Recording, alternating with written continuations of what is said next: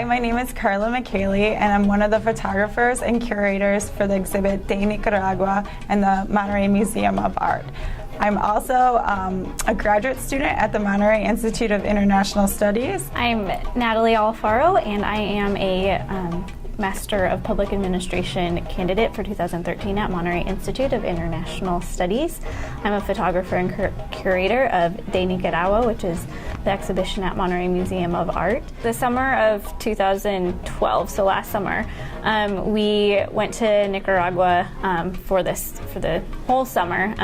We rented a house in Granada and lived together with another student from Monterey Institute of International Studies, and with living within the community and starting to get into our work, we came to the conclusion that De Nicaragua would be just a strong name to have connected to this exhibit when we got back, because of this idea that everything that we want to showcase, it's the voices and the faces of the people of Nicaragua. We're showcasing it, but it's not our story, it's their story. We both like photography and found that to be probably the best outlet to do it. So we started conversations with the folks here at the museum, and they were really, really receptive to it, and it was great. And so when we went down, we were able to interview past revolutionaries, politicians, teachers, just community members on the streets. We went and interviewed doctors and different things in different areas, specifically around the Granada area. And so with that, we got huge insight. We had some basic themes: women, education, health, politics, and the economy, and how interweaved they all are. And so that's how the exhibition is displayed. And we both had experience with photography in the past. Carla has a marketing background, and photography had always been my artistic outlet, and doing portraits specifically has been something that I've been passionate about for a long time. And so I think photography naturally just came as the mode that we wanted to use, but the curating whole thing was definitely trial by error.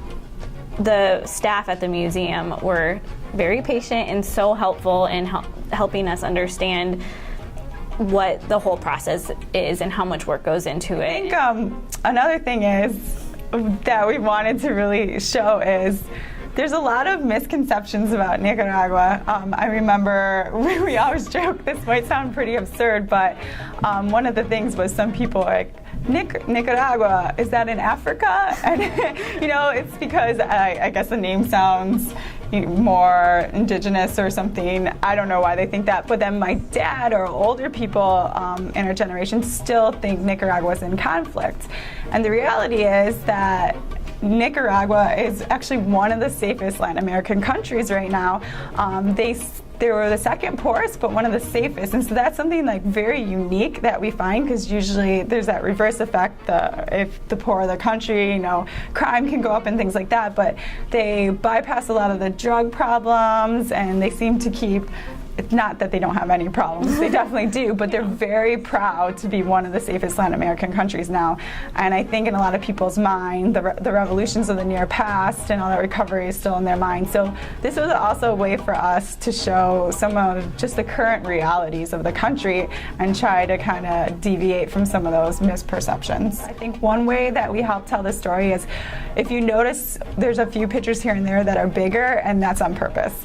It's not just ones we thought look good necessarily, especially in the section that talks about women. There's a picture of a man in the middle, and it's extra big, and that is completely on purpose. We're trying to kind of display the role of the woman and the role of machismo in Nicaragua, and also the role of the man taking care of children as one that isn't so dominant but is slowly starting to change, because that's just something. So we noticed we had 1 million pictures of women and children, and that's so common, and the mom is highly valued in Nicaragua, but we only had 1 or 2 pictures of actually men with children, or experience 1 or 2 situations where the man was actually an important part of their child's life. My other connection, the other thing that's really important to me, my dad's from Nicaragua, and actually came here in 1979, right kind of in between the revolution and then the Civil War.